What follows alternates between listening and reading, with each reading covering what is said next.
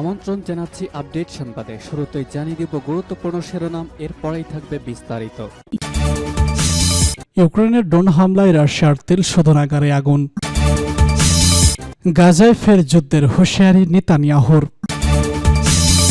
নাসরুল্লাহ ও সাফিউদ্দিনকে নিয়ে যে বার্তা দিলেন খামেনি। গাজায় অসহনীয় মৃত্যু ধ্বংসযজ্ঞের পর পশ্চিম তীরেও মানবাধিকার লঙ্ঘন আকাশচুম্বী বলছে জাতিসংঘ।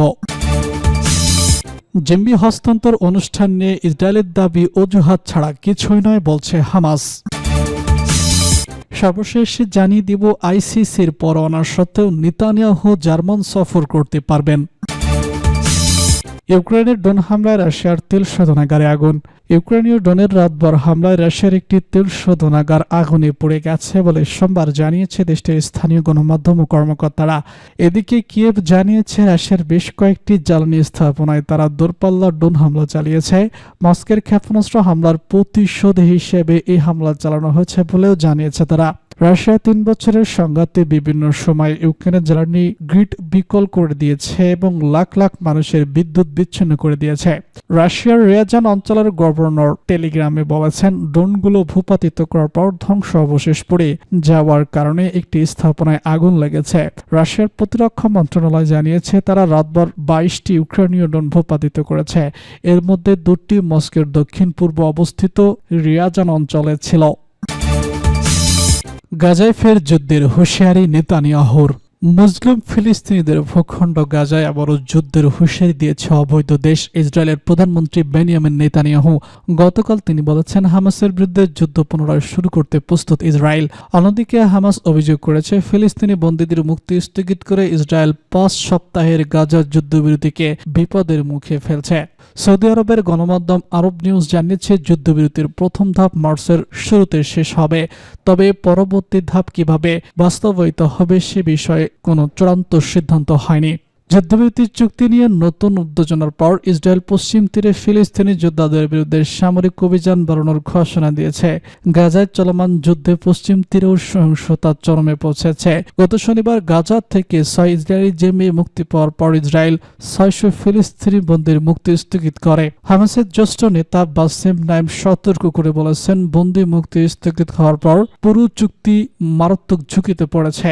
তিনি মার্কিন যুক্তরাষ্ট্রকে ইসরায়েলের উপর চাপ প্রয়োগের আহ্বান জানিয়েছেন যাতে চুক্তি অনুযায়ী বন্দীদের মুক্তি নিশ্চিত হয়।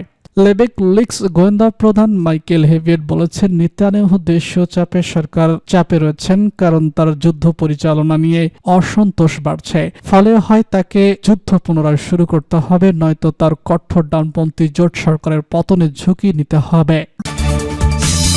নাসরুল্লাহ ও সাফিউদ্দিনকে নিয়ে যে বার্তা দিলেন খামেনি।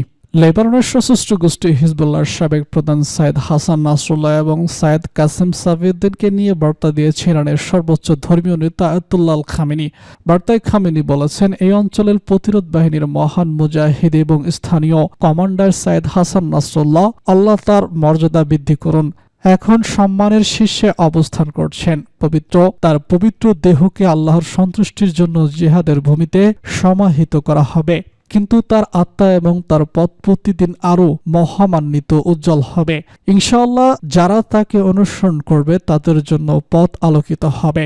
শত্রুদের সচেতন থাকতে হবে যে দখল, নিপীড়ন এবং অহংকারের বিরুদ্ধে প্রতিরোধ কখনো শেষ হবে না এবং আল্লাহর ইচ্ছায় চূড়ান্ত লক্ষ্য পৌঁছানো পর্যন্ত অব্যাহত থাকবে।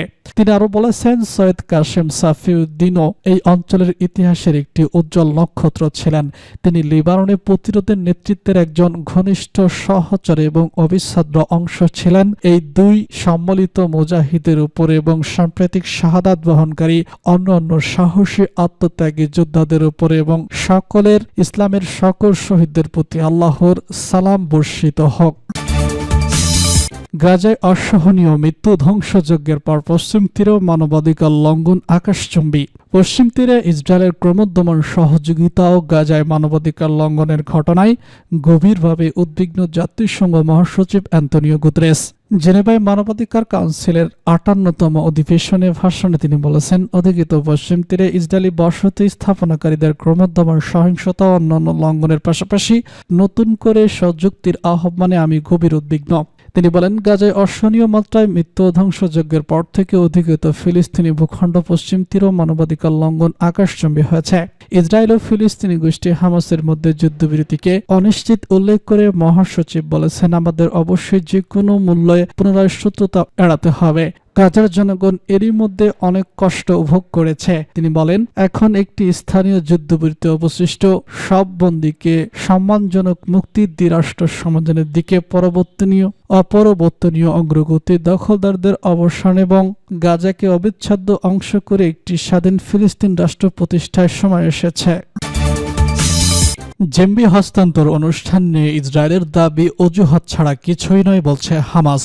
ইসরায়েলি কারাগারে বন্দি বিনিময়ের চুক্তি স্থগিত করায় নেতানিয়াহুর সিদ্ধান্তের তীব্র নিন্দা করেছে হামাস। প্রতিরোধ যোদ্ধারা বলেছে, জিম্মিদের হস্তান্তর অনুষ্ঠান অপমানজনক বলে করা দাবিটি মিথ্যা। গাজা যুদ্ধবিরতি চুক্তির অধীনে ইসরায়েলের বাধ্যবাধকতা এড়ানোর এটি একটি অজুহাত মাত্র।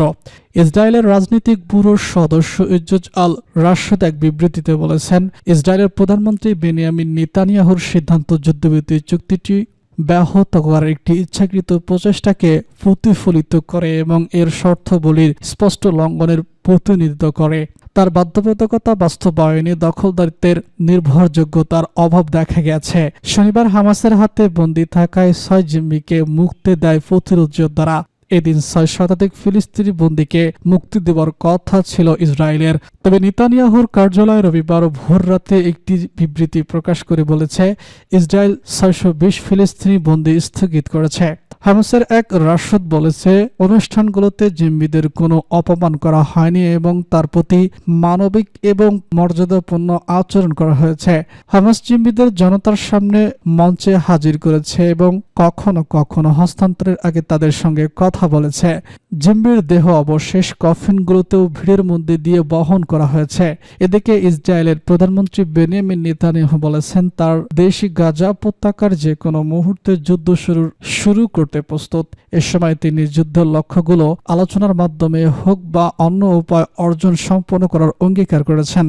যুদ্ধবিরতি চুক্তির অংশ হিসেবে ইসরায়েল ফিলিস্তিনি বন্দীদের মুক্তি বন্ধ করার একদিন পর নেতানিয়াহু কমব্যাট অফিসের একটি অনুষ্ঠানে বলেছেন, আমরা যে কোনো মুহূর্তে তীব্র লড়াই আবার শুরু করতে প্রস্তুত। গাজায় আমরা হামাসের বেশিরভাগ সংগঠিত বাহিনীকে নির্মূল করেছি, কিন্তু এতে কোনো সন্দেহ নেই আমরা সম্পূর্ণভাবে যুদ্ধের উদ্দেশ্য পূরণ করব। আইআরজিসির পরামর্শ সত্ত্বেও নেতানিয়াহু জার্মানি সফর করতে পারবেন। আন্তর্জাতিক অপরাধ আদালত বা আইআরজিসির পক্ষ থেকে গ্রেফতারি পরোয়ানা জারি করা হলেও ইহুদিবাদী ইসরায়েলের প্রধানমন্ত্রী বেনিয়ামিন নেতানিয়াহুর জার্মানি সফরে বাধা হবে না। দেশটির সম্ভাব্য চ্যান্সেলর এসব কথা বলেন। জার্মানিতে গত রোববারে জাতীয় নির্বাচনে জয় পেয়েছে রক্ষণশীল ক্রিশ্চিয়ান ডেমোক্রেট ইউনিয়ন বা সিজিইউ। এর ফলে দেশটির পরবর্তী চ্যান্সেলর হিসেবে ফ্রিডরিখ মেসের নাম শোনা যাচ্ছে। এর একদিন পর সোমবার সাংবাদিকদের সঙ্গে আলাপে মেসরিন বলেন, নির্বাচনে জয়ের পর নেতানিয়াহু ফোনে তাকে অভিনন্দন জানিয়েছেন। তিনি ইসরায়েলি প্রধানমন্ত্রীকে বলেছেন, জার্মানিতে নতুন সরকার গঠনের পর তাদের সাক্ষাৎ হওয়া উচিত। বার্লিনে সাংবাদিকদের মেজে আরও বলেছেন, যদি তিনি নেতানিয়াহু জার্মান সফরের পরিকল্পনা করেন, আমি নিজের কাছে প্রতিশ্রুতিবদ্ধ যে আমরা এমন একটি উপায় খুঁজে বের করব যাতে তিনি জার্মানি সফর করতে পারেন এবং গ্রেপ্তার না হয়ে ফিরে যেতে পারেন।